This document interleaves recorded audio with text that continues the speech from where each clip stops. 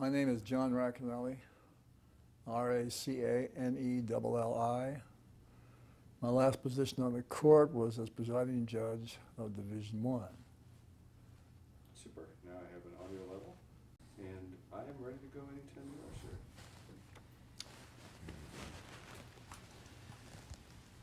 sir. All right, good morning. Today's date is November 28th, 2006, and this interview is being conducted as a part of the Appellate Court Legacy Project, the purpose of which is to create an oral history of the appellate courts in California through a series of interviews of justices who have served on our court. I'm Tim Reardon, an Associate Justice of the First District Court of Appeal. We are honored to have with us this morning the Honorable John T. Racanelli, retired, who served in the First District from 1977 to 1991. Welcome, John, and thank you for participating in this project. Thank you, Justice Reardon. John, I know you're currently residing in New York, and again, we appreciate your arranging your schedule to accommodate this interview. John, you were born in Pennsylvania. When did you come to California, and what brought you here? The family moved to San Francisco in 1943, shortly after the outbreak of World War II. And largely because of my dad's health. He couldn't tolerate the extreme winters of the East Coast where I spent my early childhood. We lived in White Plains, New York at that time, Westchester County. And at the urging of some family friends who were in San Francisco, we packed up and went from the East Coast to the West Coast, one of the best moves that the family ever made. And where I went to school for a relatively short period of time before I went into the service. I enlisted in the Army Air Corps. I guess it was, you had to remember in those days before 18, well, you became drafted. Right. I didn't want to get drafted particularly, so I enlisted, and I was called to active duty during the end of the first semester of my senior year at high school. And off I went. You're pretty young, obviously, at that time. I just turned 18. Right. John, the Polytechnic High School you attended in San Francisco, and yes, that's located in the Haight-Ashbury district. Was. It's gone. You're absolutely right. It is Kezar Stadium, which was across the street, has been remodeled, so right, to speak, downsized. But how was it like growing up in the Haight-Ashbury? It was interesting. It was an interesting time. Actually, the neighborhood then was a mix, an ethnic mix. There were a lot of Italian Americans, a lot of German Americans, Irish. Not so much minority of African Americans or Hispanic at that time. And it was, I guess you'd call it a typical working class neighborhood of San Francisco at that time. Later achieved notoriety for other reasons during the crazy 60s. And I said to people, well, when you lived there, how was it different? I said, well, for one thing, in those days everyone wore shoes. That changed shortly afterwards. Yeah. So that's true, and I went to Polytechnic High and was there for one semester. All right. Whereabouts in the Haight where you're located? I asked this question that probably has no particular relevance to anyone but maybe you and me, but I was born and raised in the Haight myself, and yeah, as you've indicated, it's changed over the years. I lived there, I continue to live there, I'm living there now, but the change you saw, this would have been what, just? 1943, the summer of 43, and we lived there all the way through the time I went to, I graduated from law school, college and law school. So we left, I guess the family stayed there longer. I was recalled during the Korean War, so I was gone from the home. I never returned there after I was discharged from the military in 1953. I guess it was late, yeah, middle of 53. And my folks still lived there until they moved out to near the San Francisco State University. We lived on Cole Street, sure, near Waller. Very familiar with that neighborhood, yeah. It was a great neighborhood. It was great places to go. You remember that great German baker on the corner of Hay and Cole? I sure do. I can't think of the name right now. But I can't either, but they made those great, big, juicy donuts. my grandfather used to call them sinkers. Sinkers, I think he was right. They were sinkers, indeed.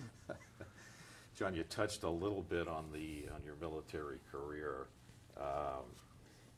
but you entered the service as a very young man. And you served in both World War II and the Korean War. Yes. Did that have any effect on your legal career?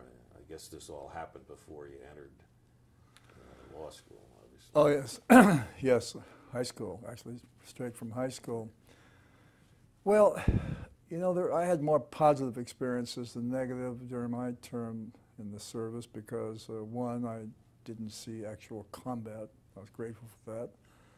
Didn't have to engage in any armed conflict. I was a navigator, and I went through training and became an aerial navigator. And I served with what was then called the Air Transport Command. I think it's called Military Air Transport Service now.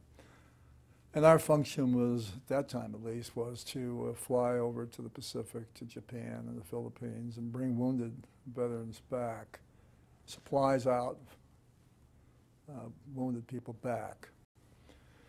So for a kid 19 years old, that was, for me, a very heavy responsibility, but a real eye-opener. I saw parts of the world that I probably never would have seen, but for that. So I was able to visit the Philippines, Guam, Okinawa, Japan, and points east. Well, Hawaii, of course, from San Francisco. At that time, we flew out of Fairfield Sassoon, which is now called Travis Air Force Base. And then when I was discharged from the service after the war, I went to law school. No, I went to Cal. I'm sorry. Right. Put that in there. UC Berkeley. I went to UC Berkeley first and graduated from there and then went to Cal. But I departed from your question, the thrust of it, as to what wasn't motivated. What was the question you actually put back? Just whether the military had any bearing or effect on your legal Only career. indirectly, in this sense, Tim. When I was recalled, I then had already graduated and actually became admitted to the bar. And trying to get into the Judge Advocate General's Department, in that sense, the military did not cooperate. They wouldn't release me from my old specialty. And they said, you have to stay there. That's what we need you for. And that was really an intimidating circumstance, I reflect back now, because now I'm about, I'm 25 or 6 years of age, and all these young guys are flying these fancy, fast airplanes, and I'm going with them, scared to death every time I got in the plane. Things changed. I wasn't that young, intrepid soul any longer. So I couldn't do that, and ultimately, myself and a friend of mine who was also a lawyer, our terms were up under the old Army Air Corps commissions. Those were commissions at the president's discretion, extended at his pleasure. And it was just before they converted from the Army Air Corps to the separate United States Air Force. And in order to remain continuously on active duty, you had to accept one of the new commissions. Well, we didn't choose to accept the new commissions, and so we were discharged about 30 days before the hostilities ended in Korea. And then I started practicing the next day after I returned from being discharged from South Carolina. I had my first case the following morning, an uncontested divorce case. Right in court. Right in court. I didn't know what to do. I had to call a friend of mine who was a lawyer and I said, "What do you do?" He explained it to me. And I'll tell you one anecdote, if I may. Sure. I'll leave the judge's name unmentioned, but I didn't really know quite what the procedure was. And I was standing there, and there was a screen. There was obviously a trial going on at 10 o'clock, and this was an uncontested default divorce. They had those earlier, as you know. And so she called the case, and the witness went on the stand, and I was standing behind the screen, so I couldn't see the witness couldn't see me. And I didn't know where you're supposed to stand. And the judge looked down and says, well, so you're going to stand there all day behind that screen, or you're going to ask a question? That was my inauguration. I think we've all had those type of early experiences in court. I think so. I think so. John, we mentioned, I think, or you mentioned Hastings College of the Law. You graduated in 1952, and you passed the bar in the same year. Was there any event or was there any person that kind of caused you to be interested in obtaining a law degree? I think there probably was, Tim, but I'm a little bit hazy as to which of two people really were very strongly supportive in that endeavor. I do remember, though, I was taking a graduate course at the time in accounting. That was the field. In those days, I said the thing to do was to take a business background and go to law school. Excuse me.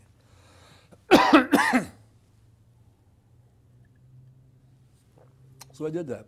I took a lot of accounting courses. And I was sitting there on a hot summer day in Berkeley, taking my second graduate course, and it was dull. The TA was droning on. It was hot. I turned to him, I said, Bill, I said, are you going to go through this entire course? I said, are we doing the right thing? He said, I'm going to law school. I said, well, now that's an interesting proposition. He was going to both, and it was now the middle of summer, pretty late in the day. And I thought, well, that sounds interesting. I think that's something I'd like to do, just from having read about lawyers in novels. And so I applied for it. I was very fortunate. I got in really just before they closed admissions at Hastings. In those days, you could apply as late as 6 weeks before. So I got in, and so there was no galvanizing event that plummeted me in that direction, except that I decided that the career track I was on was not what I was interested in. And you know, when one thinks about what they do in their life, you find the things that you're not interested in before you really find something that you're comfortable with. Well, that's very true. I had a similar experience. Someone told me when I was entering law school that you should really take an accounting course. And like you, I signed up to audit an accounting course, and I think I spent one day in that class, and that was it. It was very dull and boring, and so I dropped out. But it sounds like it was good for you to be in this accounting course, to meet this person who indirectly may have inspired your career as an attorney. Did. I'm grateful to him to this day. Now, the same year you graduated from Hastings, you passed the bar, and eventually you commenced your career after the military service with the practice of the law, and that was in Santa Clara County. I actually started here. I practiced law in San Francisco for about almost 2 years before Jim DeVaris and I went to Santa Clara County, to Sunnyvale, which was then a very sleepy suburb. I think the bar was, there was about 13 or 14 lawyers in town. In fact, Sunnyvale, unlike what it is today, was basically an agricultural community on the fringes of San Jose, which was the big city, and I guess still is in Santa Clara County. And I think the population was probably about 25,000 people. It was orchards. It was known for its cots, principally cots, but cherries and strawberries. And now, of course, it's not recognizable as an agricultural community at all. No, that's true. I know I was going to ask you what type of practice you had. I understand now from your prior reference that you, at at least did one uncontested divorce matter, but were there were there other areas of law that you were practicing in? Yeah, pretty much general practice. I mean, in those days, as I'm sure you appreciate it, was you pretty much became a sort of professional jack of all trades. The opportunities to specialize were there, but they were very limited. And when you're in a small town, you're really in the role of a general practitioner. So reflecting back on it, I think in my experience, I probably spent 2/3 of my professional time on civil matters, probate, domestic relations, some corporate work, and then criminal cases, largely misdemeanors, and occasionally a felony or two. We eventually expanded. The law firm went from 2, I guess we got as big as 5 lawyers at one time. Jim DeVeris, myself, Tony Treppel, Joe Gingrich, and Peter Stone. For sure. And then each of them went off in different directions. And I guess Jim DeVeris went on the bench first. He was appointed to the municipal court by Pat Brown, I guess a year or so before I was appointed to the Superior Court, also by Pat Brown. I am what is affectionately known as a double brownie. Pat appointed me to the Superior Court, and Jerry elevated me to the Court of Appeal. And you were appointed, Johnny, in '64. Right. By, as you mentioned, Governor Pat Brown. And how many years of practice? I know there was a requirement at some point. 10-year minimum, right. Constitutional minimum. Still, I think it's 10. And I had, I think, 11 at that point. I did.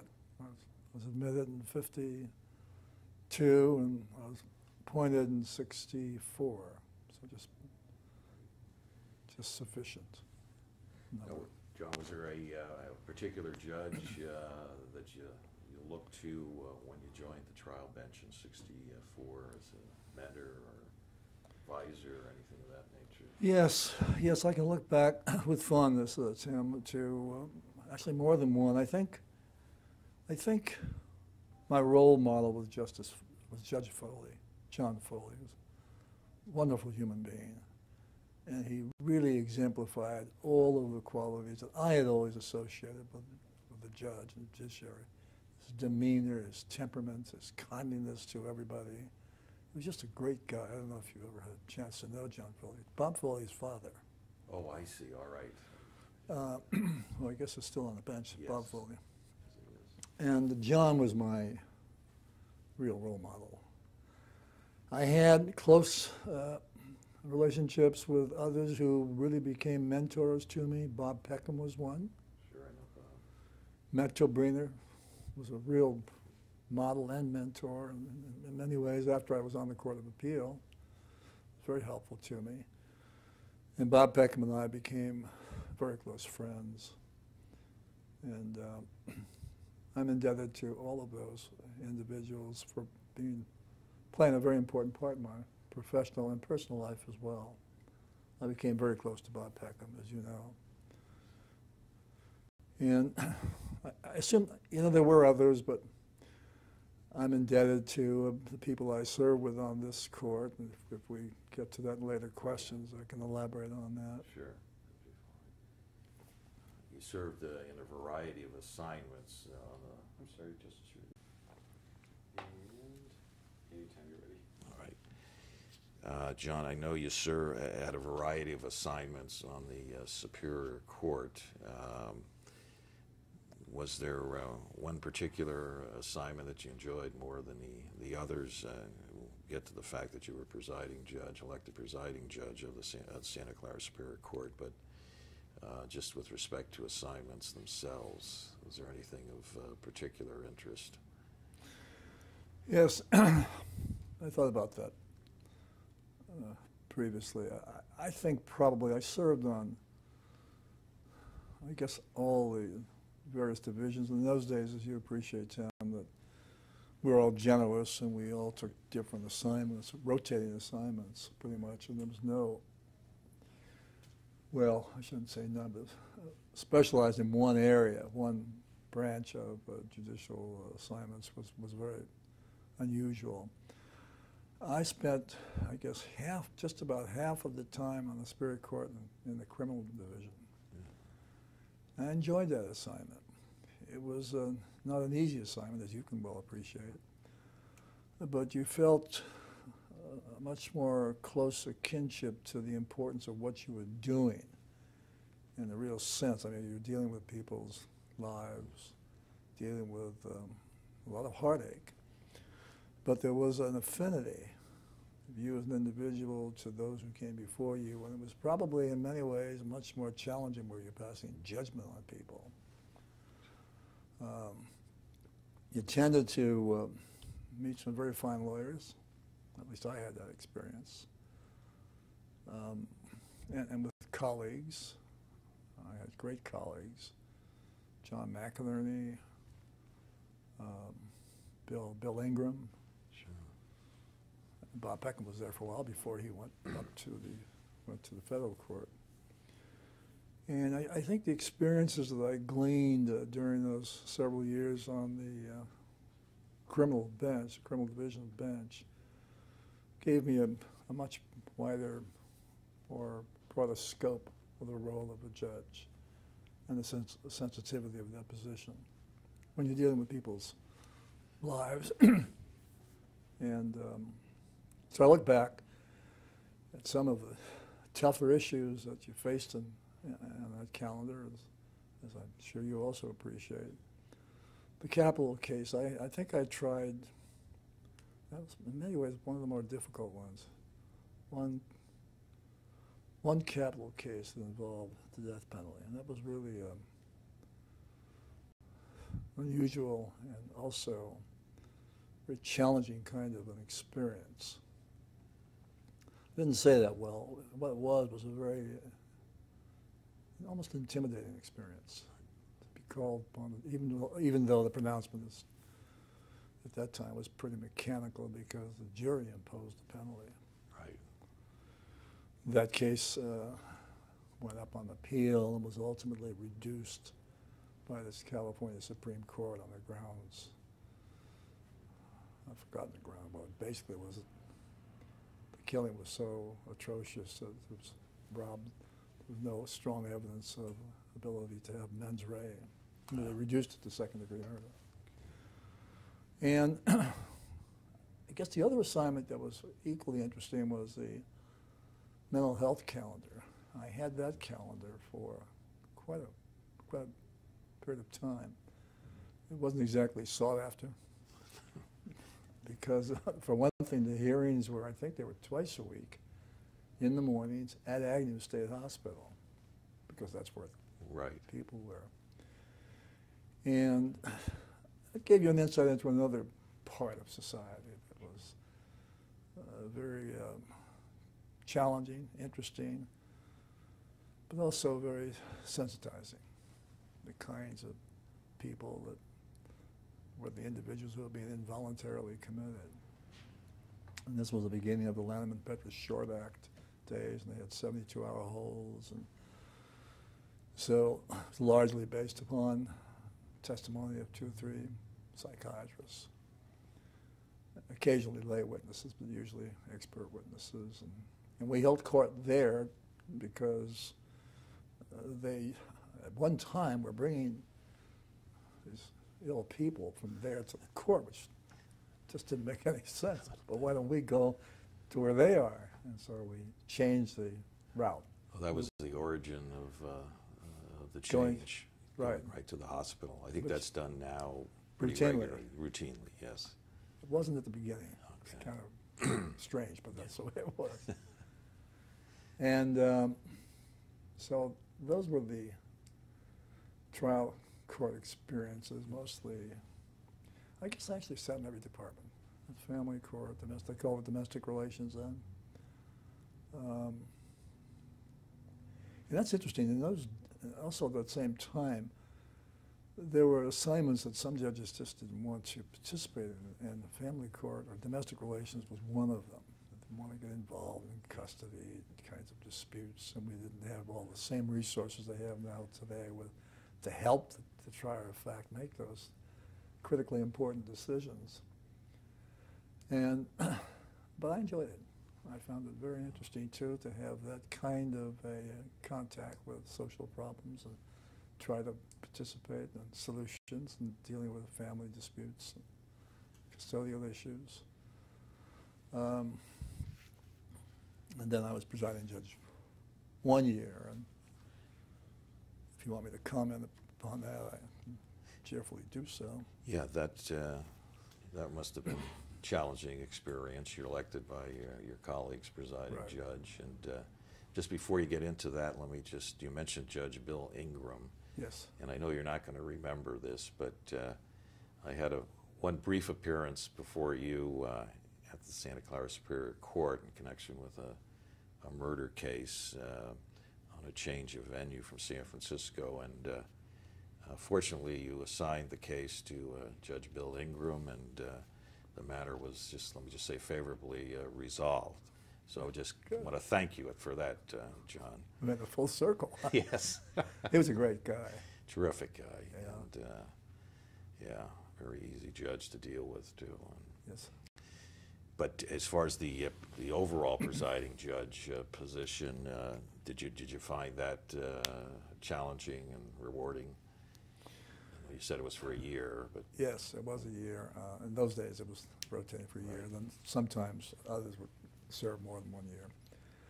It was challenging, Tim, and I'm sure you'll appreciate this. The court then was about, my memory serves me correctly, it was about 18 or 19 positions, judges. I think now it's 40-some. It's one of the bigger courts. And friends would ask, lawyer friends would ask, how does it feel to be the presiding judge of such a large court? I said, you're sort of like the quarterback, aren't you? I said, you know, that's a good point. I said, I am. I said, I'm really the quarterback. And I said, and the team is composed of 18 other members, all of whom are also quarterbacks. That's that kind very of true. Answers Yes. it, right? So it was an interesting experience of serving in that capacity, because invariably you'd come to these issues. We met once a week as a court. We had lunch together. Most of the judges would show up, not always, but generally, and discuss things of common interest to the court as a whole. And there were very lively sessions depending upon the issue. And one of the most critical issues, or one of the most challenging issues, was presented when the Angela Davis case was transferred to Santa Clara County, if you remember this case. I remember that. And I was presiding judge, and one of the burning issues at the time was who should be assigned to hear or try that case. And boy, everybody had an opinion on that one. And to me, the solution was rather simple. You know, he's been, up to this point, the Angela Davis case, which venued out of Marin County, was being handled and supervised quite ably by the judge that was assigned by the Judicial Council up to that point. That was a wonderful guy from Contra Costa County. Arneson. Dick Arneson. Dick and Richard Arneson. Both sides accepted him. I can't begin to tell you, though, the fierce debates we had about whether we should appoint one of our own as opposed to continuing that. But this case was ours. This case commanded national attention, the eyes of the nation. You know, Oh, that's interesting. I all this, wasn't you aware visualize, if you visualize, of course, we didn't all come from the same political backgrounds. So that Right. was a factor there in the background of this discussion that went on. So to me, it made eminently greater sense to just continue on with the same trial judge whom the Judicial Council was willing to assign from Marin down to us, and had been accepted by both parties. There were other aspects to it, too, that were interesting. If I'm going on too long, just interrupt me. And one was where the case should be tried. First of all, there was no place to house her. they didn't have a suitable detention for a woman detainee, particularly one with some notoriety. And she was in custody in Marin. Well, we went back and forth as to what we should do, how we should go about that. We considered Palo Alto. If you remember, Palo Alto had a little branch holding cell up there in that building where the prisoner could come from the basement up to the courtroom. All inside, there was kind of a circular stairway or something. And that was discussed at some length, and I can still recall to this day receiving a letter from a high official at Stanford University deploring that possibility because it would attract all these undesirables to the city environs. Well, never on the books because it just wouldn't have worked. The courtroom was too small. It would not have accommodated the needs that that case required. And ultimately, the county built a separate kind of detention facility and made separate arrangements for the conduct of the trial. It was very elaborate. Spent an enormous sum of money to do all that. And finally, Judge Anderson did what made an awful lot of sense. He set a high bail. She posted bail, and she appeared. She didn't go anywhere. Case was tried. She was acquitted. Right. But it was an event of some magnitude as to the disposition of that case and the management of that case.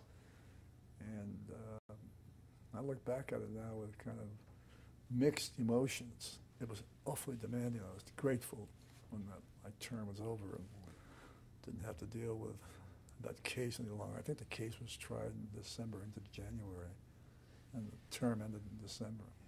Did they use that security courtroom down there for that case? Right.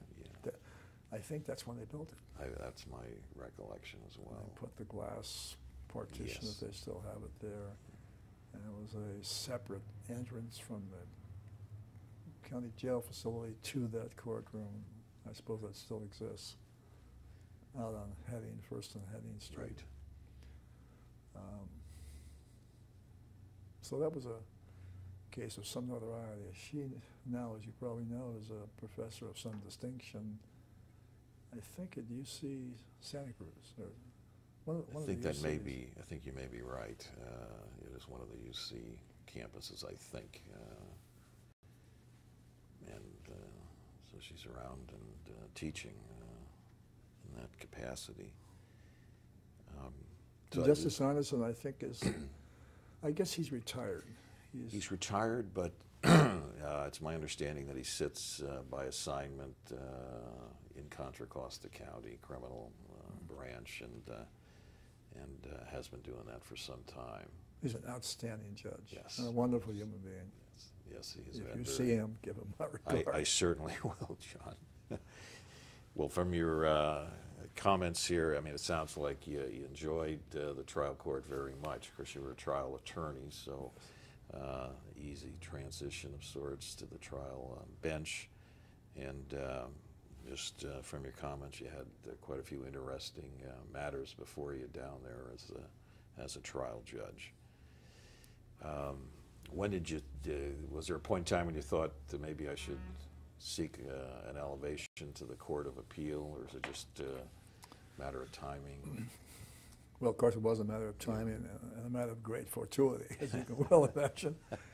I think a good many of us thought in those terms. You know, Tim, 13 years on the trial bench is it takes a good piece of energy out of you after time. And I think the most difficult thing was managing the volume of cases. There were so many cases in metropolitan courts like San Francisco and Santa Clara was then grown to, I guess, not quite where it is now, but it was quite a large court. It became a metropolitan court. And all of us, I think, must have had the feeling from one time or another that you really didn't have adequate resources to deal with the volume of stuff that was being coming at you day in and day out. I remember being on committees, judicial committees at some of the state functions, and saying what kinds of things should we be contributing to ideas or suggestions to our legislators that impact the court. I remember that just the enactment of 1538.5, that one statute, which now, of course, is a routine statute, but when that statute was enacted on suppression motions, it pretty much consumed 40% of our resources. Just took all those out of the civil, nothing but criminal cases, and that was the only way we could deal with this onslaught of cases, and with no additional, manpower or person power. And I said, there needs to be a way to communicate this information to the legislators effectively, so that you say, if you're going to impose these additional burdens, you've got to give us the resources. Because otherwise you decimate, or you really mitigate or minimize the court's normal functions. It just tosses out of balance. And I think at that time that wasn't happening. I think now, of course, it's just the other way around. It's progressed admirably well, where there is this input and these considerations are taken into account at the time these changes take place that impact the court. So at that time, it was really a one-sided kind of argument. There was a burden imposed without an opportunity to register any serious or strenuous objections or recommendations dealing with that problem. So I saw that while I was out of the criminal division. And of course, lengthy trials. All the capital cases were lengthy trials, and some of the non-capital cases could consume resources for great periods of time. And it's interesting, I can comment upon this later, but the comparison between California and states like New York, where you don't have time frames to deal with, and so they don't get terribly excited about big, long civil calendars. Because there's nobody breathing on you, they're not going to be dismissed. You're not going to hear a lot of noises from the bar about you not being able to dispatch these cases more promptly. So there was that, and I think it's wonderful to see the evolution that's taken place since then, where attention is paid, and there's a real opportunity for particularly the trial courts and the bigger, the metropolitan courts, to have that direct participation in the formation of legislation that impacts the courts at a time when it makes sense to have that input at the outset. But that didn't exist in those days, as I'm sure you would agree. Yeah.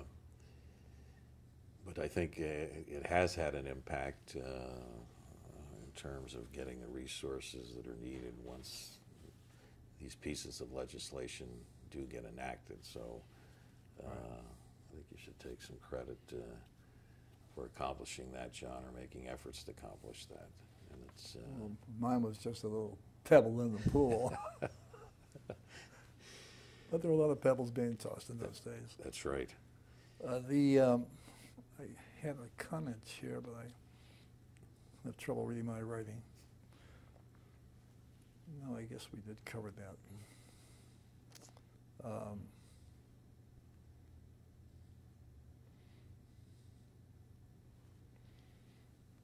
I guess I was elected assistant presiding judge several years later, but that was shortly before I was elevated to the Court of Appeal. I think that's where this question initially started.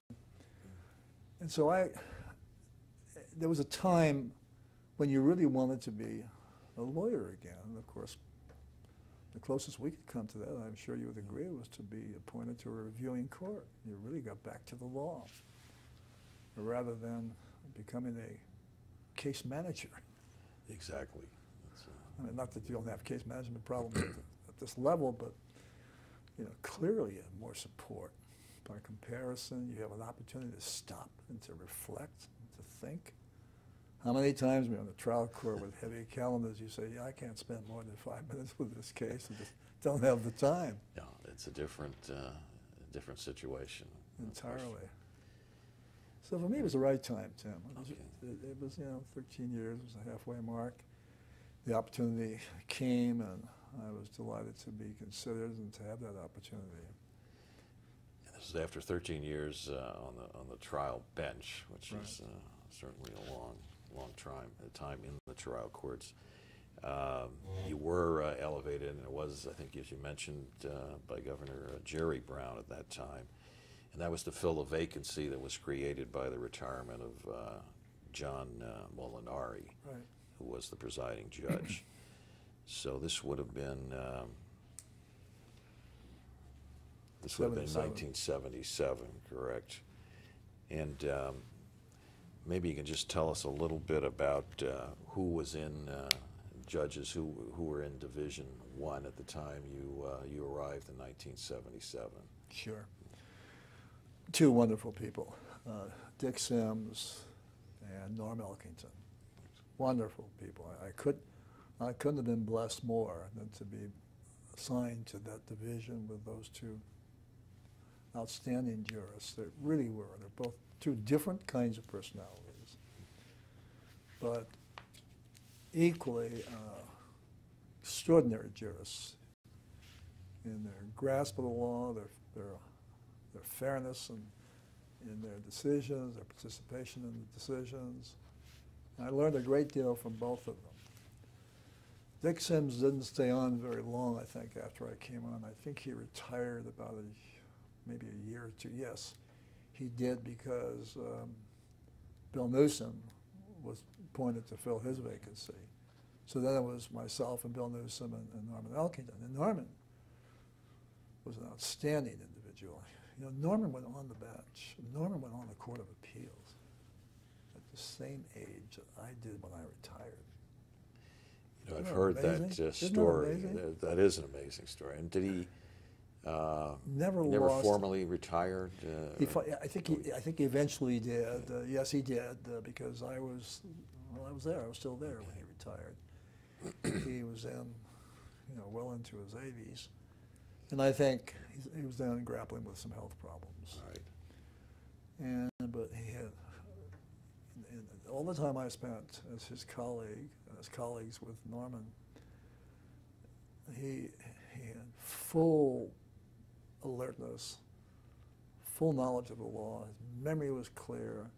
All he had to do was take a 10-minute nap during the day. And he said, John said, let me have that 10 minutes, and I'm okay. And nobody bothered me. It was 10 minutes, lay down with 10 minutes on the couch. And he remembered cases. I was awed that he had the retentive capabilities of a person, much younger than his stated age. And he was a delight to be with, and he was a person of strong convictions. He could be persuaded, but he could also persuade. And we'd have some very interesting conferences, as you can well appreciate. His background, as I recall, was either from the district attorney's office and the U.S. attorney's. I think he was Pat Brown's chief assistant DA when Pat Brown was DA. And then when Pat became Attorney General, Norman was selected by Pat Brown. I think he was his chief criminal assistant Attorney General. Okay. And I think his track, I think he went to the Superior Court in San Francisco first. Not very long, a couple of years. Right, I think that is correct. And then elevated to the Court of Appeal.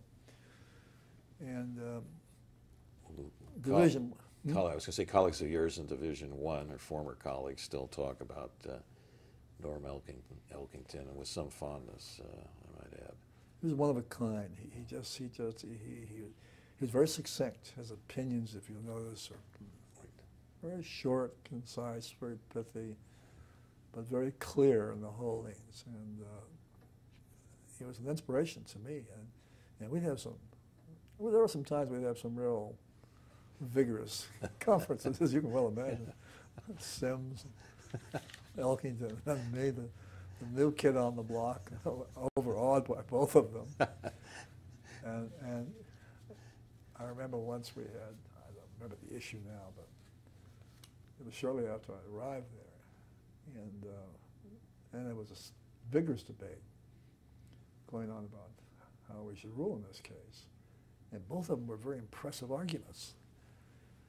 And I said, well, I'm just not sure. So I need a little more time to reflect. Take as much time as you want. We'll send you a memo, and if you decide to agree with one of us, that'll be the majority, and the other will be the dissent. And that's what they did. They sent me proposed opinions. One went this way, one went that way. And I pondered over that for quite some time. I'm not sure which way I finally came down, but I did down one side. And I thought, wow, this is really a collegial process. I enjoyed those days, those three. And then when Bill Newsom came on after Dick Sims retired, I mean, Bill is one of a kind. Yes. He's a brilliant guy, a tremendous sense of humor, scholarly. He is. And we'd have some interesting conferences. And Bill is very, as you well know, Tim, very erudite, and I think his background was English literature, I think, in undergraduate, maybe graduate too. And so he can quote, obscure writers and authors. And one day he circulated a proposed draft, and he had a long footnote, and it was in French. What does this say?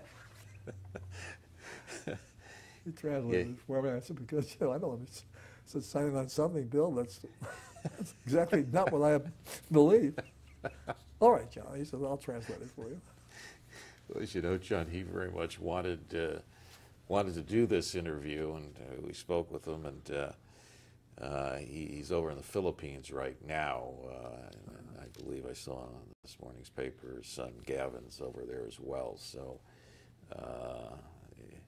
he very much wanted to participate, and we'll be getting along with this project, hopefully, to interview him. And well, he'd be a wonderful addition. yes, he's a great storyteller. Maybe we can bring you back as the interviewer. That would be great. And then I guess to round that out,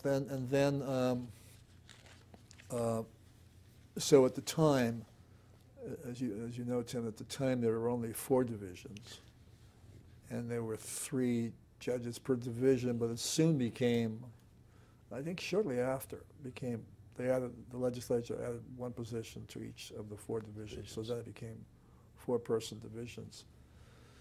And the 5th didn't come into being until,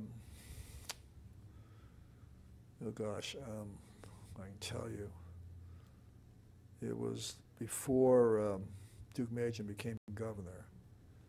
So that would have been sometime in the late 80s. 82? I'm trying to think.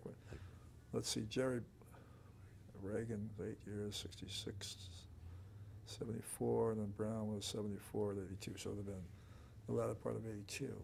Was that created as a 3-judge court? It was created as a 3-judge court. 3-judge court. It was challenged. That's right. It came up before the first. We wrote a per curiam opinion. Yeah, I remember there was a bit of controversy associated with the creation of the division and filling the... It had to do with the pivotal point or issue. Kind of fascinating. I reflect on it now. Well, the argument was that you couldn't appoint these judges now because there was no presiding judge, which was one of the 3 new people, in the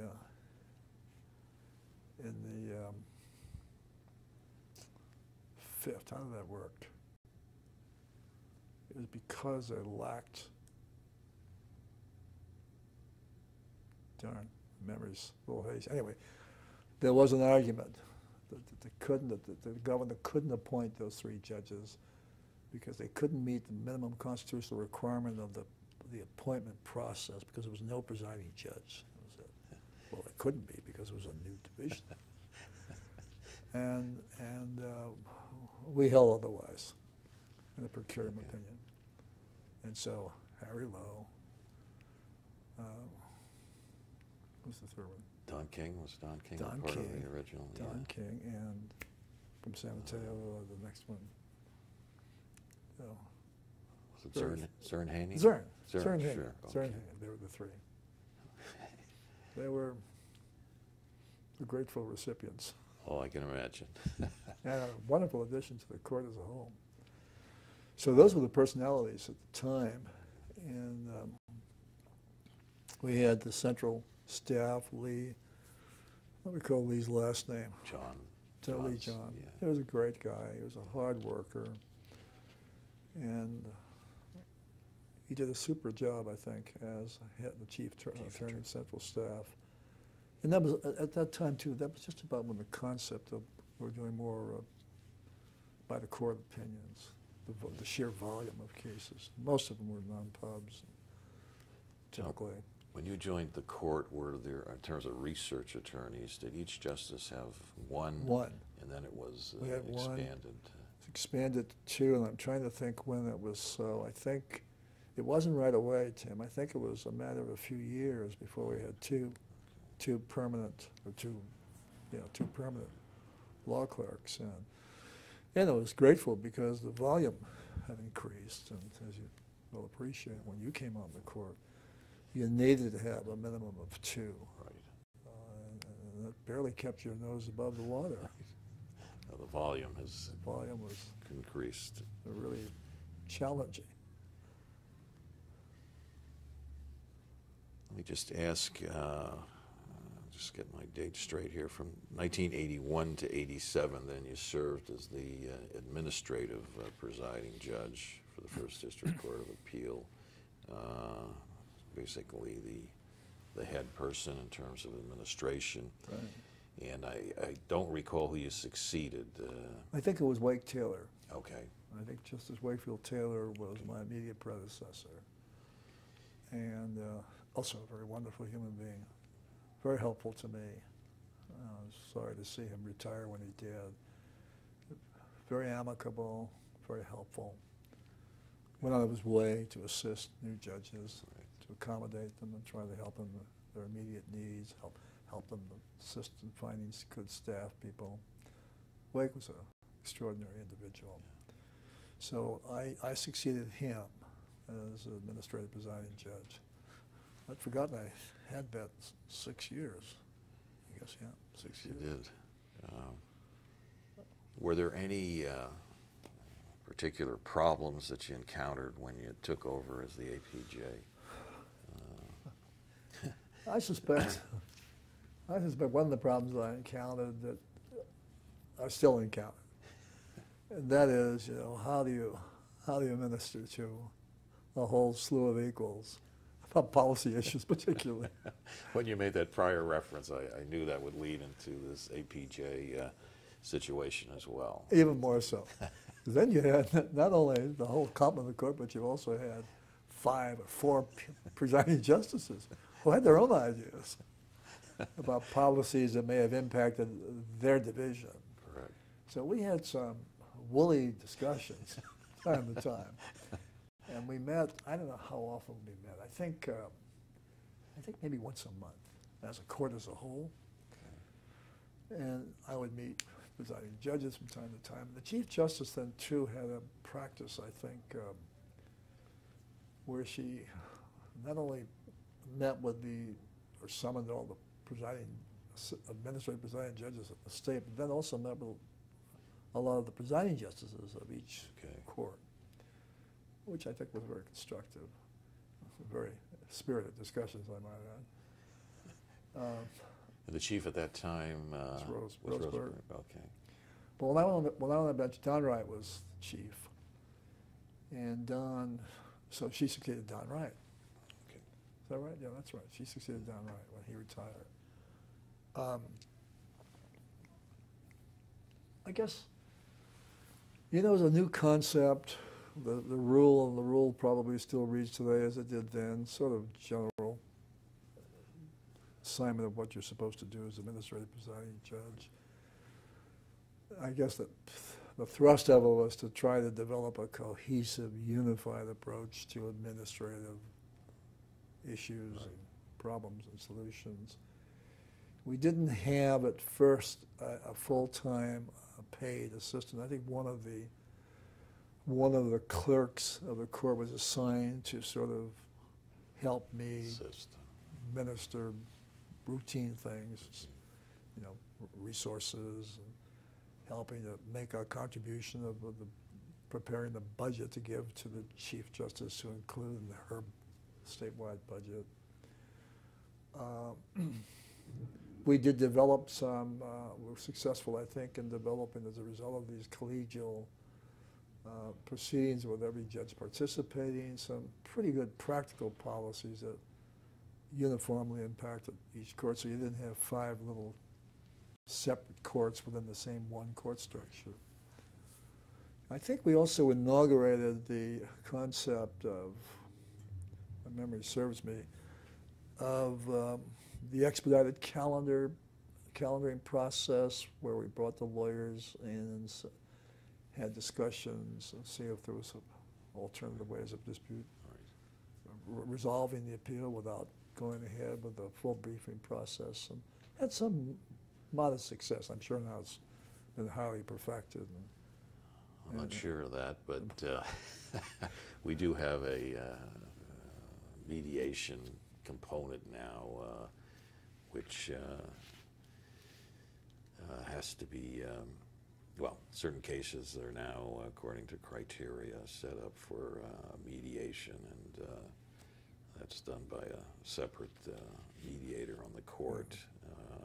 A separate one person? One person, and then he has volunteers from the bar who come in and act as the actual mediators, and that has had some success. I don't have all the facts and figures with me, but it made a lot of sense too. The federal courts have been doing it for years. Right. I'm trying to think of what major changes took place during my term as administrative presiding judge. They were largely, I think, probably procedural implementations. I think we probably made contributions relative to discussions concerning changes in the rules of appeal, and but you know, no one achievement stands out, Tim. It was largely a perfunctory kind of an assignment. I think it was before we got into the fast track. I think the transition. Who succeeded me? Darren, presiding judge of Division III. Who succeeded you? Yeah. Carl Anderson? Carl Anderson. Yes. Anyway, it was about that time, after the legislative changes in the statute, to endorse the concept of speedy trials. We got into that fast track thing.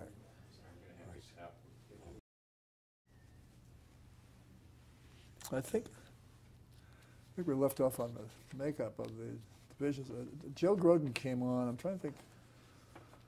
Joe Groden was the 4th, I guess. I think he got the 4th. Division 5. No, I mean in Division 1. He was in Division 1 Division 1, first. all right. Okay. And then, I'm trying to think of the changes. Oh, when Wake Taylor retired, Joe then, the governor appointed him presiding judge of Division 2, which is where he was when he was elevated to the Supreme Court. And who succeeded him? I guess Tony Klein, right? Yeah, Tony ended up as the PJ of Division 2. So it must have been Groden's vacancy. Probably. Yeah. After, yeah. So anyway, that was pretty much the composition of the court. And it's still the same, isn't it? Four fours and 1 3? We have, with the 5 divisions, we have, now we have 4 in each, although there's a vacancy at the present time in Division 5 with the retirement of Justice Tom Stevens, who I know came quite a bit after your retirement. Yeah. But so they're in the process of trying to fill that vacancy now. Barbara Jones's PJ. Barbara Jones's division, correct. Yeah. John, I was going to ask you, in addition to the administrative presiding judge, as I think we've mentioned, you were the presiding judge of Division 1 for many years, and just doing a little research on this, during your time as the presiding judge of Division I, you authored, this may set some sort of record, over 500, strike that, over 200 published opinions. 500 probably would set a record, but 200 published opinions. And I'm not going to ask you to go through each one of them at this time, but is there one or two that kind of stands out in your mind with respect to authoring these published opinions? Yes, there are. And I must say I appreciate the court's library reference service. It was very helpful. The material they sent to jog your memory, and Lord knows we all need to have our memories jogged as the years roll on. There are a handful. And by the way, I thought the 203 was a small number given the number of years, but I guess it really isn't.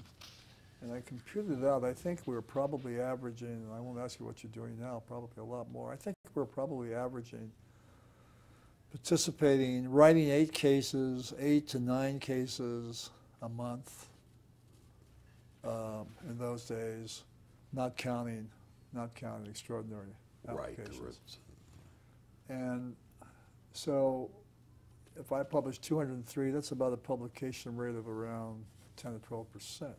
Which is not low, I guess. No, it isn't. Not low. In fact, I think the stats would show about the same amount of opinions filed per month.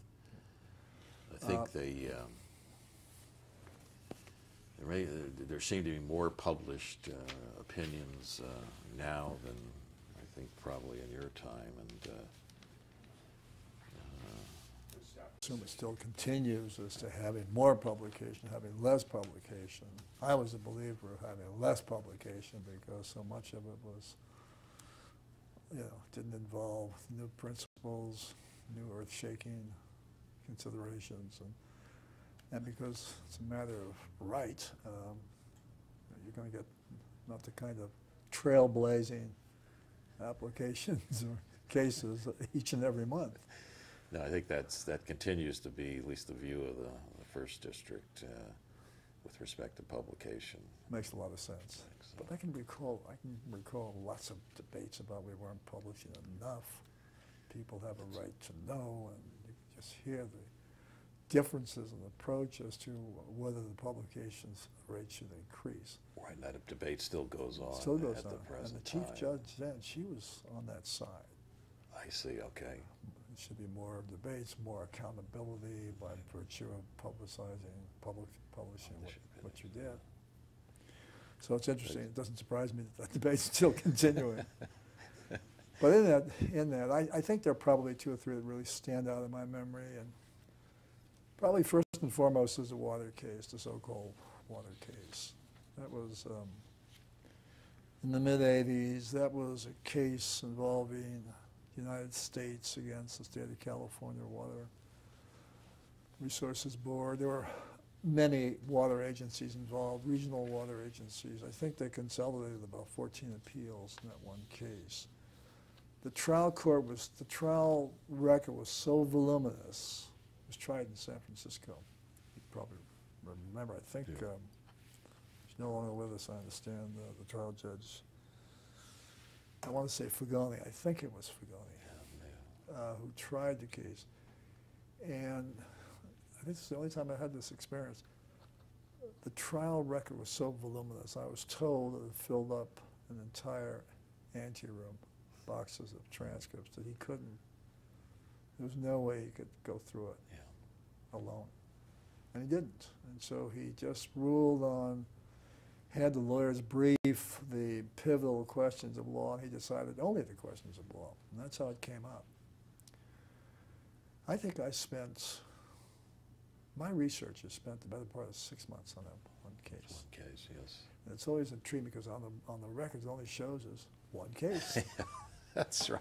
On the stats, yes. And Susan Miner, who was my chief researcher, she was great, wonderful person, good researcher, good lawyer, spent a good chunk of her time just on that one case. And what we had to do, because it was so voluminous, the issues that were dealt with, the briefs, I forget the briefing, I think. I don't remember, there were several hundred pages, all those parties, briefs, and there was a bunch of amicus briefs. And we'd have to take it in stages. And so, develop a memo, we'd cover the first phase, and then a couple of months down the road, we got the second phase.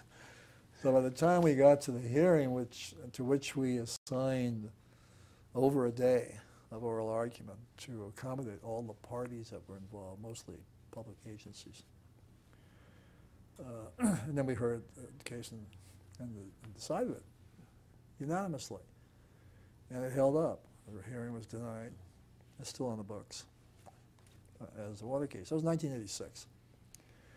And it really, what it amounted to was, the first time, it was a very lengthy opinion, as you can imagine, to pull together all of these disparate provisions of the water code dealing with the various resource agencies that played a role in both the management and the oversight of the use of water in the state, counties, up districts up in the mountains. It's the first time it happened. And the Water Resource Control Board wasn't very old at that point, and they were struggling to implement, as are mandated by statute, to have a water policy on both quality and control of supply. And there was a clash between the state and the federal government as to whether the state had any right to control the federal. Of course, they had the Bryant Dam, and they had Shasta. Not they had Shasta, they had Bryant Dam. So they were very much involved in the water distribution business. They were the ones who had issued all these 40-year contracts to the Central Valley, to the agricultural community down there, where most of the water was going. And they resisted it, and they always claimed that the state had no jurisdiction under the federal preemption doctrine.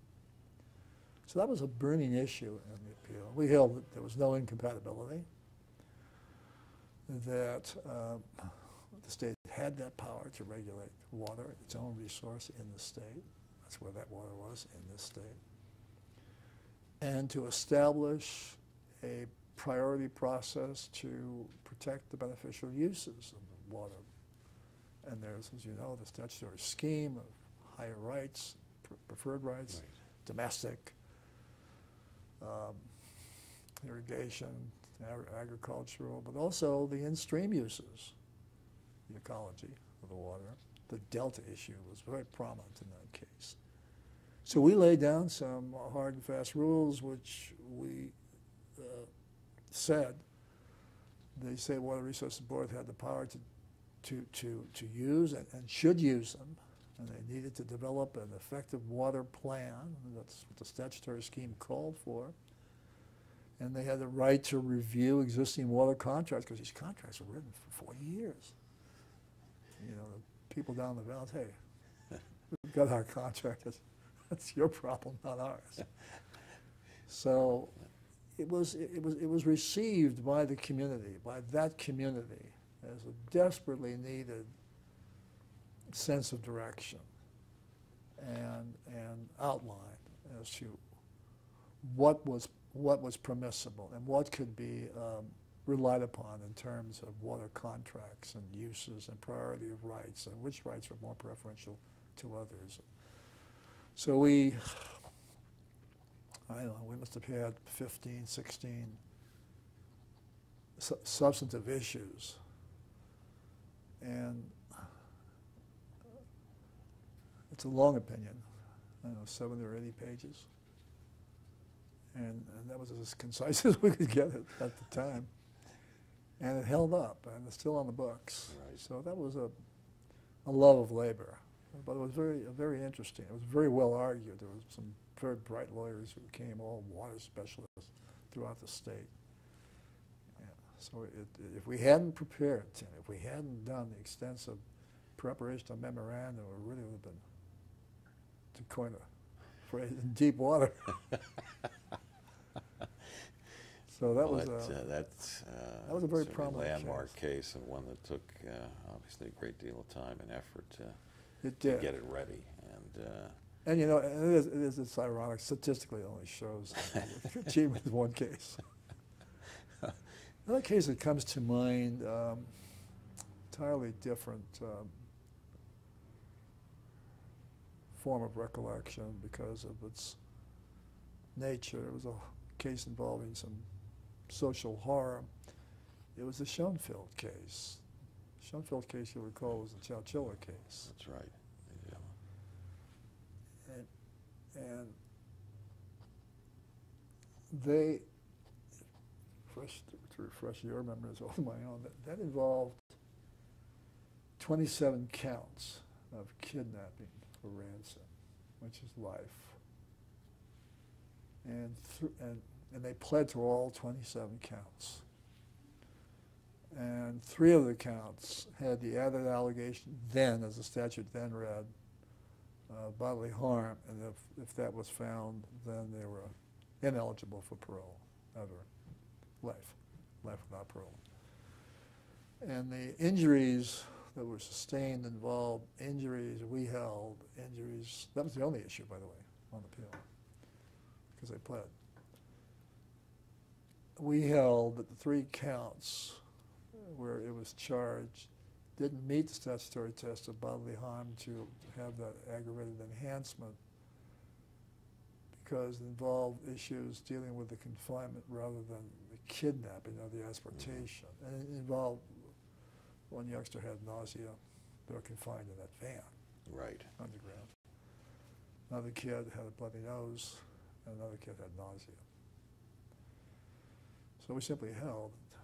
It was a split. It was a divided opinion. I wrote the opinion. Justice Newsom concurred, and Justice Elkington dissented. So it was a split opinion. And we held that it didn't meet that standard.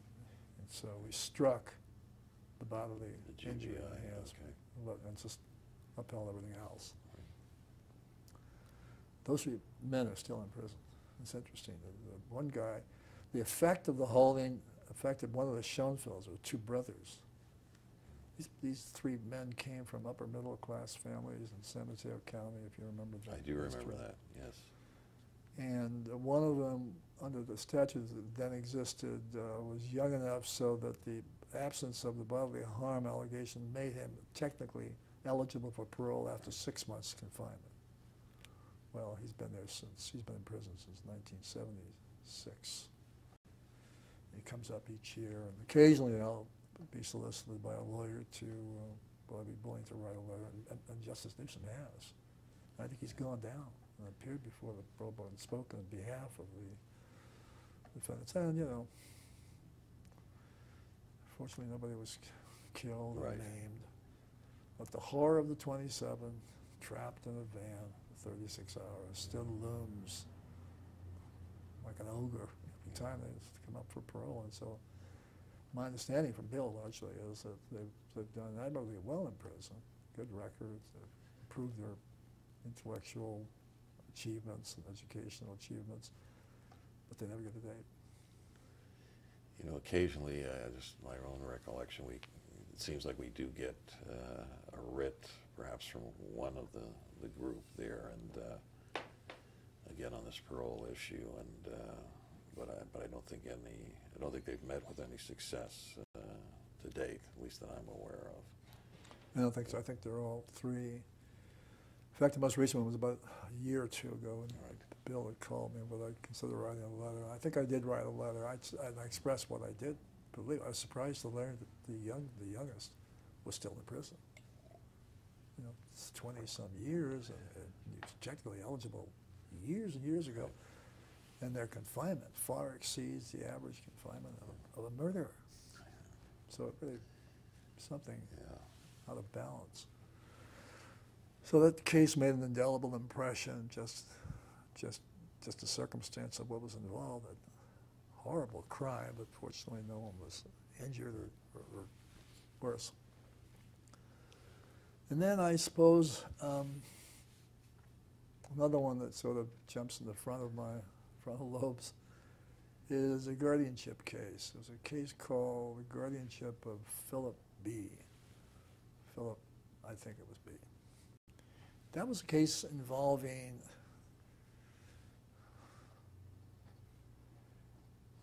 a young boy named Philip with a Down syndrome boy.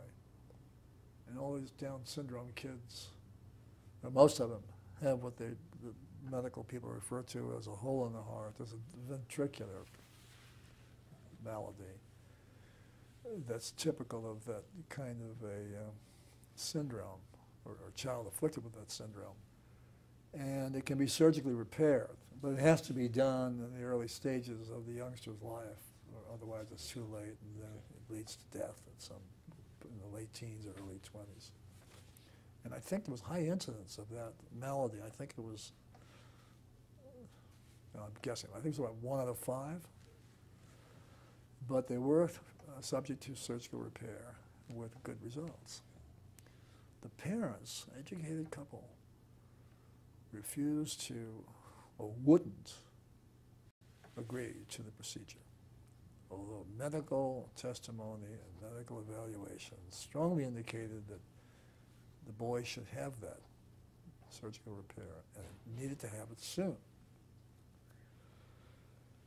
This case involved, at some stage, it went to the juvenile court, and the juvenile court issued an order to have, I think, a guardian appointed for that purpose, and it went to the United States Supreme Court.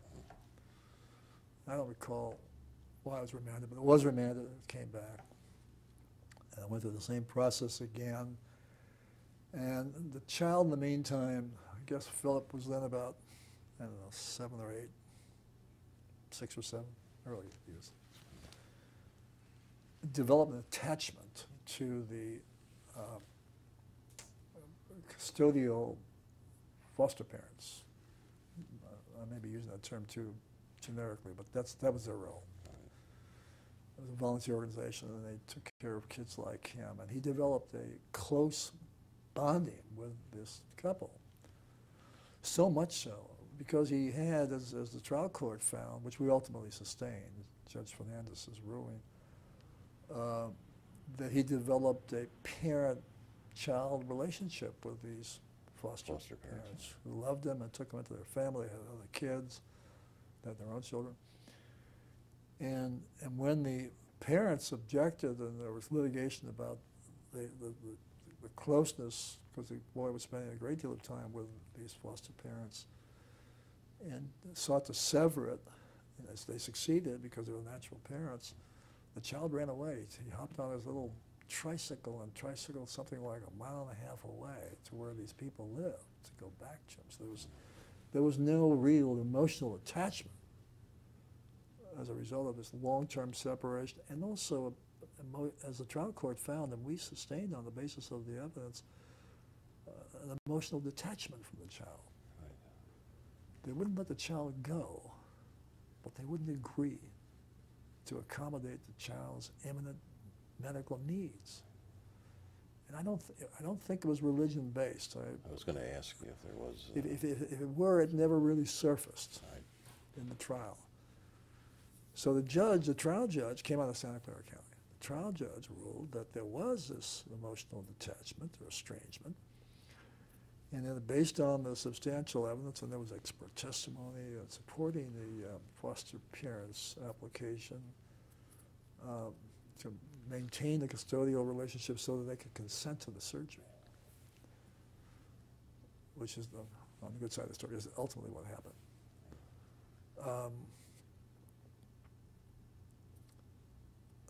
They resisted, and the trial judge, as I said, found the emotional detachment and the close bond. He had a term for it. I'm trying to think what the term was.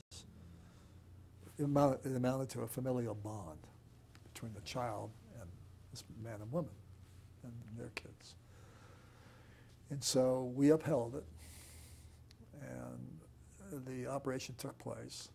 The youngster had the surgery, and he had a remarkable result. And when I retired, there was a party that my wife and Tony Klein and some others collaborated. at the old at the Dolphin Club. Oh, sure. And they invited a bunch of people, including this youngster. Oh. He came down, shook hands with him. It was a wonderful It's a great, feeling. Newsom was there, and it was a good feeling. yeah. Those are, how often do we have those Cases kinds of like that. opportunities? Yeah, don't happen very So often. that one really stays in the very fond part of my cerebral storage house. I could see why. That's a good ending. There were a bunch of others. I scribbled some notes to jog my memory. Let me just quickly take a look at that and see if there's anything else worth commenting on.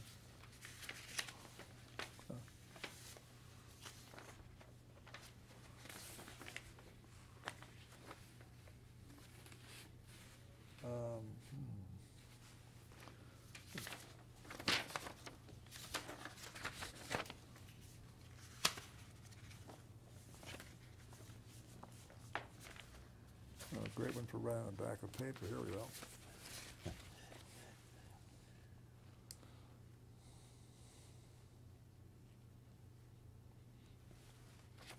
Well, I guess I could go on endlessly. There are a number of interesting cases. But some make more of an indelible impression upon you. Some were more front running at the time. There was a case that I remember looking at involving, trying to think of the name of the case. Heinz, I think it was Heinz. Late 80s, involved a high school kid, or early 80s, I guess. No, it was early 80s. A high school kid who wore a T-shirt to school every day against remonstrances of his teacher. It had the four-letter word, the draft, on his T-shirt. And it was before the U.S. Supreme Court case. I don't remember the name. Yeah. That said that, hey, if you don't like it, just don't look at it. It's a First Amendment issue, and that's what we said, and that's what we held. And we said, the kid shouldn't have been suspended from school because he was exercising the right. And we didn't use that language. We didn't know that was the language, but we did know it was a speech issue, and we said, sustain it. It wasn't upsetting anybody, and he shouldn't be kicked out of school. So I guess we must have, I'm trying to think if Joe Groden was on that case. I think we must have known that there was a pending issue at the time the Supreme Court came down, so sustained our judgment. I guess they granted, I know what, they granted a hearing? I think they granted a hearing. I think so. I think the Supreme Court, our Supreme Court took it after that case came down. And then there was the Warfield case, which involved, this was also sort of on the cusp of a change in the law then on sexual discrimination. This was a case, when did we decide that case? That was in the late 80s, and that was against a golf club. I remember this case. Remember this case? Yes. Where Mrs. Warfield and Mr. Warfield had domestic problems and separated. She wound up with the club membership, but the club membership was for adult males. I do remember this case. She raised the obvious issue, and she raised it under the Civil Rights Act. I guess that's still on the books. I'm not sure, but Yes. and we held that she was demurred out, and we held on appeal that she alleged a cognizable claim under the UNRRA Act based on the civil rights of no sexual discrimination, and that's what was happening by denying her the right to her membership in the club. And we found the club to be a public place because people took their business clients there for lunch, as they do at country clubs and so on. And that held up, that sustained. So we were sort of on the edge of changes that were taking place in that area. I think there have And the other been one- since been some cases, similar issues Raised, recently. right? Yes. I thought there were, and here, in your district. Yes. Yeah. Yes. The other case that is kind of one that you remember with some sadness, it was the Callahan case. The Callahan case was a case where they tried to do the right thing, but just didn't have the legal authority. The city, after the mayor was assassinated in Harvey Milk, the city Board of Supervisors enacted a statute subsequent to it to award death benefits to survivors of assassinated public officials. The problem was it was ex post facto. And under the city charter, as you probably know, and I learned, you can't do that. The only way you could provide such benefits was through city charter enactment authorizing same. And so it was a test case, obviously, I think, as it turns out. They had made the statute, they had endorsed the city ordinance to help the survivors, the wife and the children. And we had to rule, and we did, as a unanimous opinion that it was unauthorized, it was void under the city charter. But I guess they could did they ever amend the charter? I'm not sure if they amended the charter to put that provision in, given this terrible history. Yeah, I'm not sure. I have in my mind memory that there have been some changes made with respect to survivor benefits. I'm not sure it fits exactly what you've described, but I mean, they have it.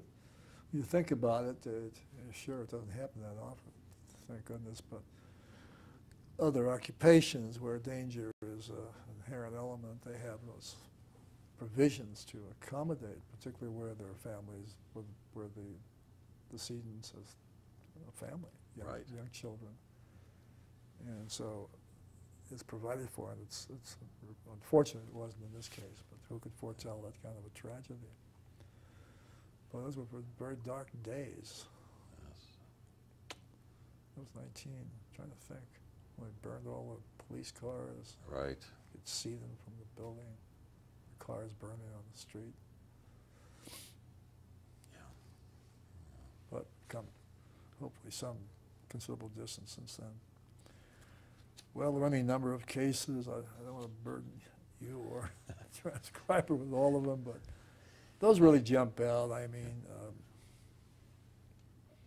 I must mention one other case. It wasn't. It was a domestic case. It came up on appeal. It was a case involving marital distribution, really, of the community property. And the question was really focusing on how much latitude the trial judge had under the substantial evidence rule to decide issues involving distribution of marital property rights. And this was a marriage of Zaentz. And Zaentz was a man who was a very prominent, probably still is, movie producer. And he was the producer of Amadeus, which was a big box office success. And the testimony before the trial judge was very vague. There were offshore holdings and transfers. And I mean, the money was just, he claimed that he didn't have any. And she claimed he had a whole lot. Anyway, there was a morass of evidence, much of it conflicting, and much of it very elusive kinds of testimony. The trial judge, to her credit, wended her way through and found substantial evidence to support her findings on the distribution, and we upheld it. And basically, it wasn't far from an earth-shaking holding, but we pretty much held the obvious that the trial court had wide discretion to do equity in marital distribution based on the record that he or she has before, and which is what she did. And that held up. It went up to a petition. The hearing was denied, so still on the books as far as I know. Right. And maybe one other case that sticks in my memory, at least, is the Arthur versus Avon Inflatables. Case that came up on Demurra. It was an interesting case on its facts. These people were on a yacht in the South Pacific somewhere, and the yacht developed problems and ultimately sank. And the 5 survivors took to the 2 life rafts that they bought from Avon Inflatables. When was it? The case was in 1984, so it must have been 1982. This made a lot of publicity at the time because they ultimately rescued 2. 3 died, and 2 survived after being at sea, I think, like 3 or 4 weeks.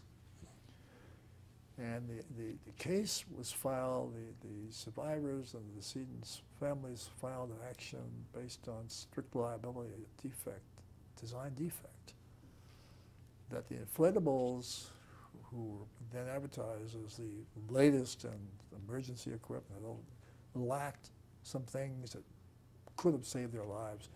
One was desalinization equipment that didn't have that.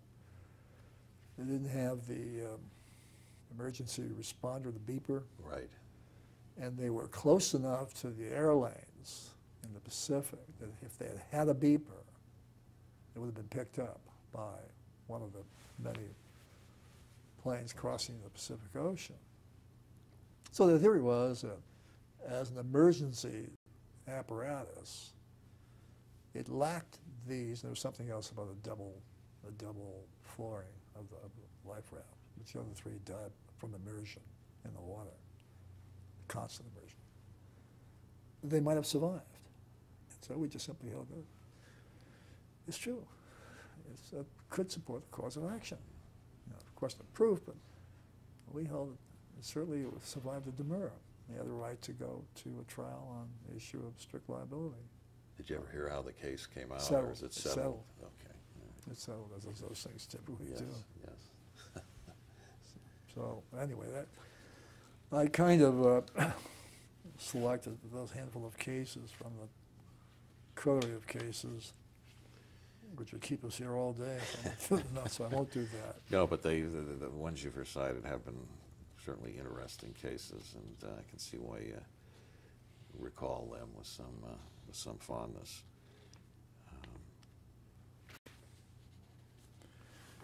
You know, one of the assignments that we did, I don't know if it's on the list that you and I discussed, but was my service on the Commission of Judicial Performance. Yeah, I just let me just interject before we get into that, and that is, I think your philosophy is one of giving back where you can to the legal community. You've taught, you belong to a myriad of legal organizations, and just from your background, you certainly have given back. But I know as well that you've served on a variety of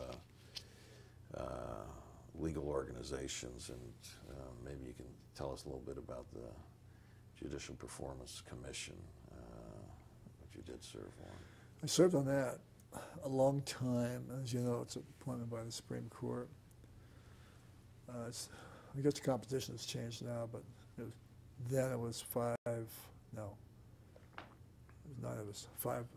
judges and 4 lay people. Well, 2 lawyers and 2 lay people. And John Molinari had been on it when he retired. And so the Supreme Court appointed me to fill his spot, his vacancy. And as you know, the Commission's function is to monitor judicial performance from an ethical standpoint in light of ethical standards in the state. And there were some really tough cases that came up through, and of course the most notable one was the one that involved the Supreme Court itself. And I disqualified in that case. I didn't participate because of the close feeling I had with Justice Dobrino, who was involved, and Chief Justice Byrd was also involved. In fact, she instituted the proceedings. You know, she wrote the letter to the Commission. I remember that, yes. Requesting an investigation. And so that started that log rolling. And it was fascinating in a number of ways, not the least of which was the circumstance of the book that was written by my now wife, my then fiance, who was a journalist and a writer, and that was her subject. I mean, fortunately, I was disqualified. I never participated in the hearings. I Right. never saw the transcripts. But she had access to some materials. To this day, she doesn't tell me, and I don't ask. And wrote her book about what happened in the right-wing attack on the court, particularly on the chief, which, as you know, led to ultimately to her defeat at the polls, but she also took down 2 others because she became, as Betty calls in her book, the lightning rod for the right-wing challenge to the court. And without getting into any specifics, and certainly not into specifics involving identities, it was a very unusual sensation to, when being there at other hearings, I've just been at all the other hearings, that this information just comes out, and everyone's kind of looking at you, and you said, I don't know where it came from, but it didn't come from me, and it didn't. That was those were tough times. I wish, and now it's been rectified by a better language in the statute, I think, that the commission would have been able to say more than it did in exonerating, but it came out like a not proven sort of statement, if you remember. I do remember that, yes. And because of the principles involved, Justice Tilbriner, I mean, just a wonderful human being, just as honorable as you could find person. And of course, the chief was then suffering her own maladies, which ultimately produced her death at an early age. And other principals who shall remain nameless, who were deeply involved in how that whole thing emerged, if you remember. Maybe you read Betty's book, Framed. She lays it all out in the book. I haven't read the book, but I know the coverage at the time, the press was significant. I mean, in terms of the amount of coverage that was going on. And as I recall, maybe for some of the younger viewers, but I mean, the general allegation was that the court sat on an opinion until after the election. Particular judge sat on an opinion. All right. And held it up from going yes. around Right. to help her at the election.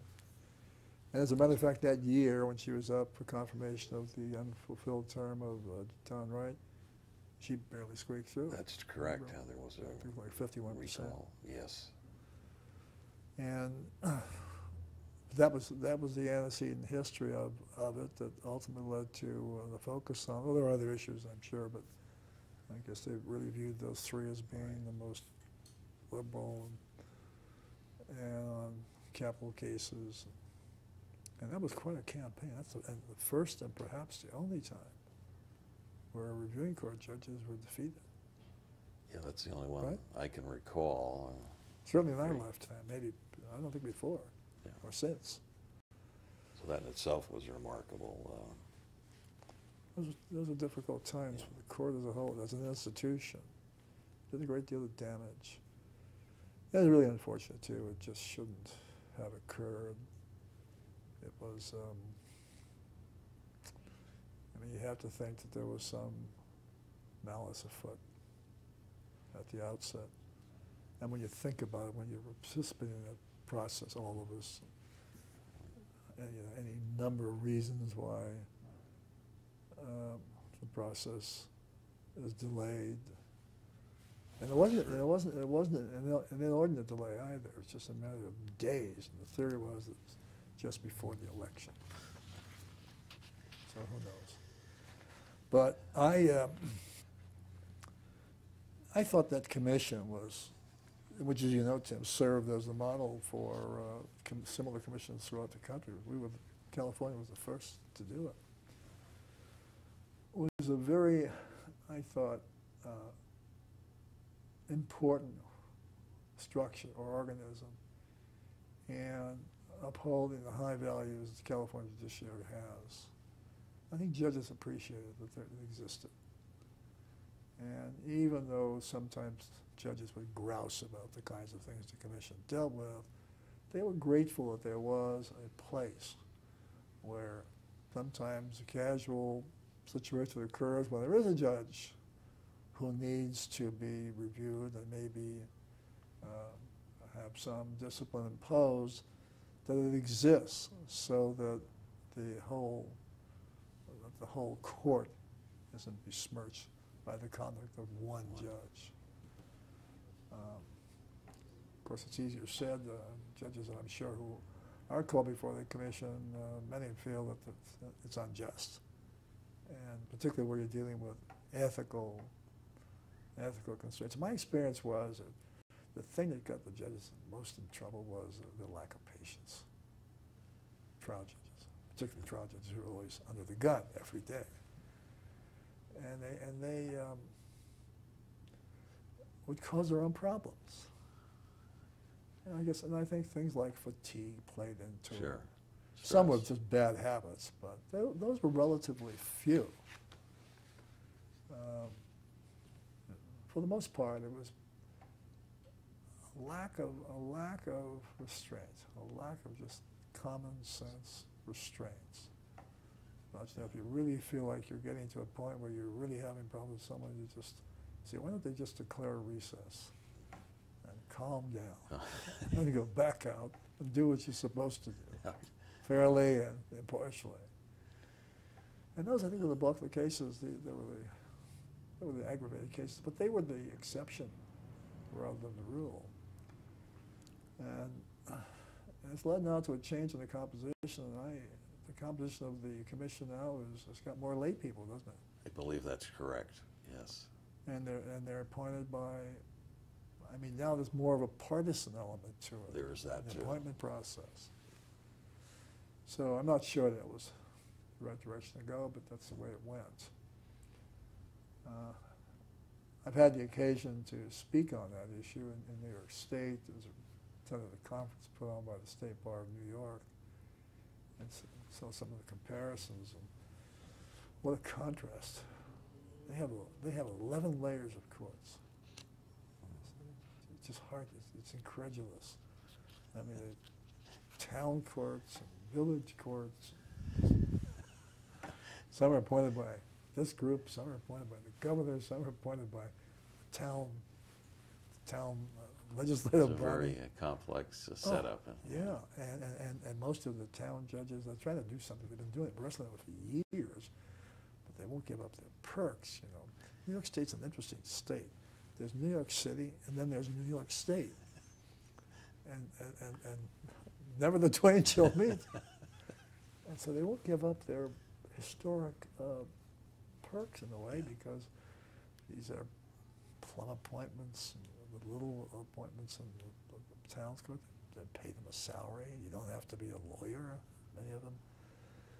And to the credit of the existing chief judge there, who was a remarkable person, Judith Kay, she's tried desperately, but you got to get the legislature, and you got to get the state bar. They had the state bar.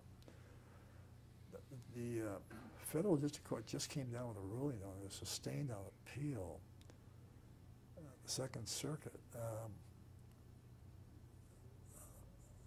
throwing out the process of selection of Supreme Court judges, which is our Superior Court, right, just in that district, in Manhattan, and in New York State. They have all these different jurisdictions, counties, boroughs. And so the state Supreme Court's method of selection by delegates, they held to be invalid throughout. That's a recent. Very recent. Okay. And the state appealed, and they lost at the Second Circuit. And so now they're in the process of trying to formulate something that comes closer to what we're familiar with here in states like California, where there's an appointed process involving the governor and some kind of a selection recommendation by a group of typically lawyers selected by a process involving local bar associations. It's still not a done deal, but they're going down that track. But the system they have now is deplorable. You know how it works in New York State and New York Borough? No.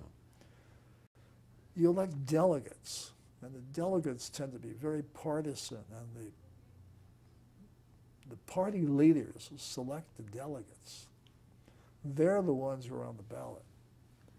And so when you elect the delegates, those delegates then decide who the judicial nominee will be for that party. And without it, you don't get on the ballot. And these delegates can be almost anyone. Anyone. Professional. And then they tell the judicial aspirant that they have to help the delegates, they have to help all this hard canvassing work that takes place. You need to contribute to support them, right?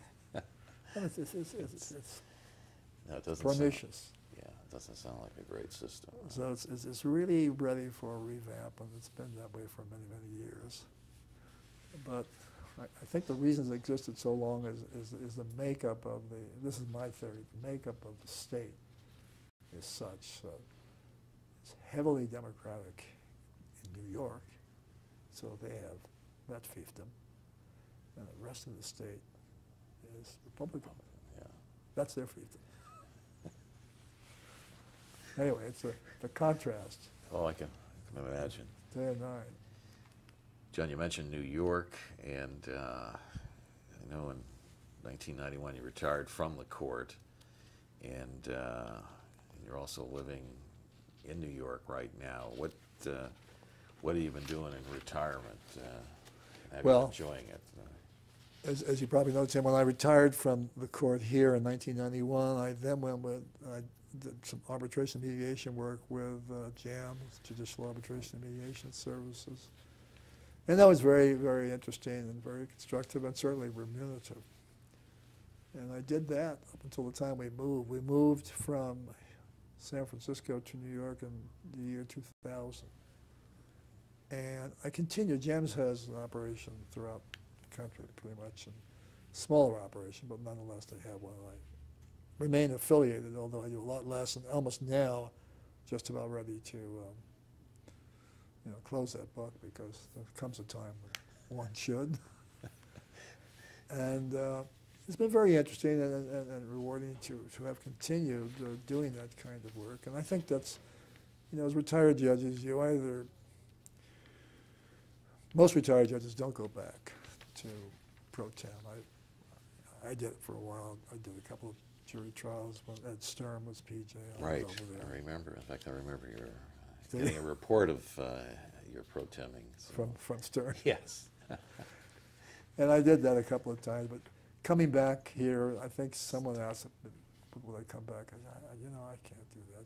First of all, you just don't come back for a day or a week. You have to come back for a hearing, so on. So I made a promise to myself not to do that. I remember what Norman Elkington told me. Norman used to tell me, he said, John, look, he said, when you think I'm slipping, just tap me on the shoulder. I never had to tap him on the shoulder. He may have had to tap me on the shoulder at times. And I said, well, when is the time, Norman? He told me two things that stuck in my memory all these years. The first year, the first several months, I asked Justice Elkington, I said, Justice Elkington, I called him Justice Elkington at the time until he told me, my name is Norman. I said, Norman, how do you know? How do you know when you meet the Watson test that there's a miscarriage of justice that requires a reversal? I said, what's the standard? He says, it's when you say it has. I said, oh. And the other was when it's time to retire. He says, John, he says, when it's no longer any fun. This is Norman Elkington, who was now in the 80s. When it's no longer any fun, it's time to stay home.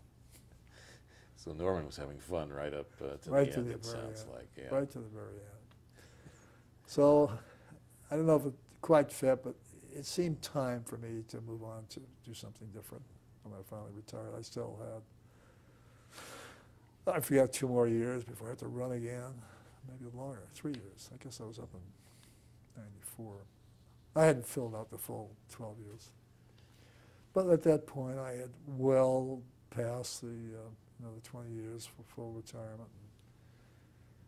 And you do know when it's time to make a move. And so I didn't have great difficulty doing that. And Betty still teaches, and my wife, and does a lot of consultation on journalism issues. She writes non-fiction books. And we're having a great time in New York City. Entirely different way of life from San Francisco. It's a great town as you advance in years, because you can walk to places, and we love to walk. And it's it's really the center, cultural center of our nation. There's so many things to do, places to see and visit. And it's very interesting, as a side note, a very interesting familial reaction. At first, my children, they're all here, well, all but one, live in California, were very disturbed that we're leaving because they wouldn't see us, and so on and so forth. And the fact of the matter is, since we've moved there, we see more of them there than we did here. Because you know how kids are. Oh, yeah. You're there, well, we'll get there. We think we maybe this weekend, we're not sure yet, but we'll see what we can do. And it never happens. Whereas there, they come and they've got a place to stay and take in the theater. And one of them, the tennis buff, he always comes to the U.S. Open, so they stay for another week. And it's been great. That's been grand.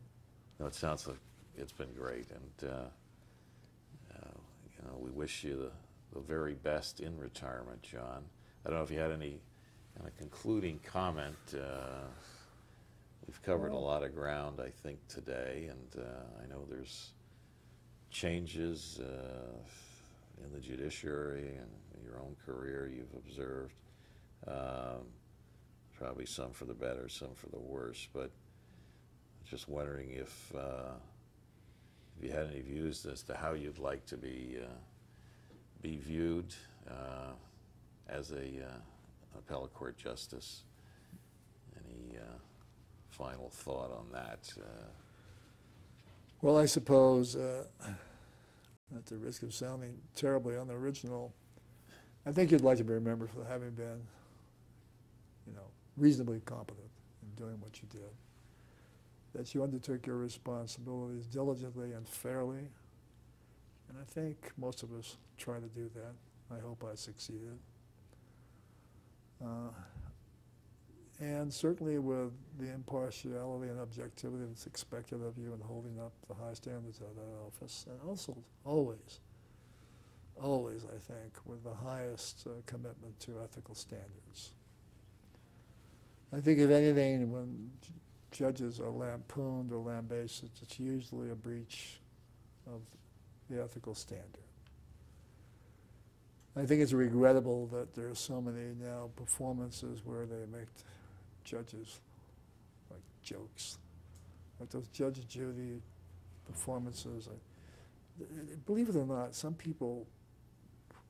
uninformed people will say, well, the judges really behave that way, and you have to almost defend. So say, no, not really. It's really sort of a caricature.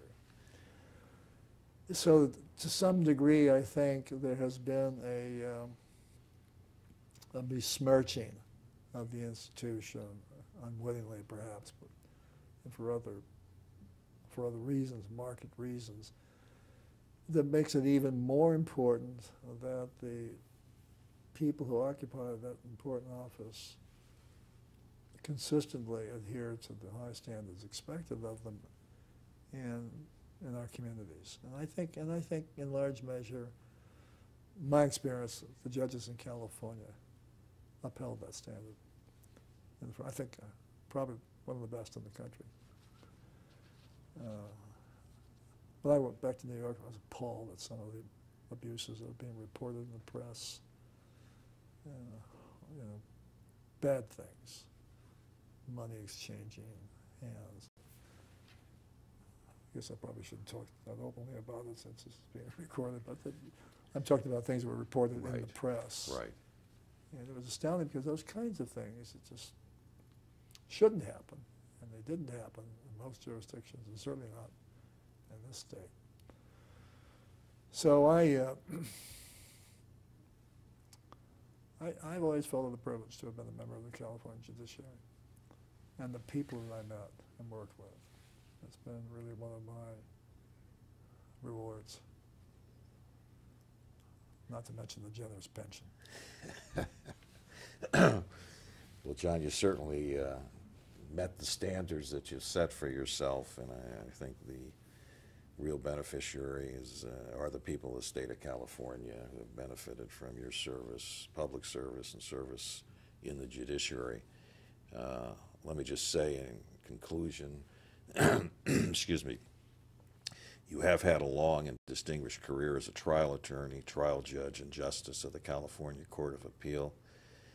Thank you for sharing with us your experiences, your wisdom, and knowledge as part of this Appellate Court Legacy Project. You have made a great contribution to the judiciary of California, and we are indeed grateful to you. Thank you very much again, John. Thank you, Justice Reardon. It was a privilege to participate. Thanks, Tim. John, pleasure.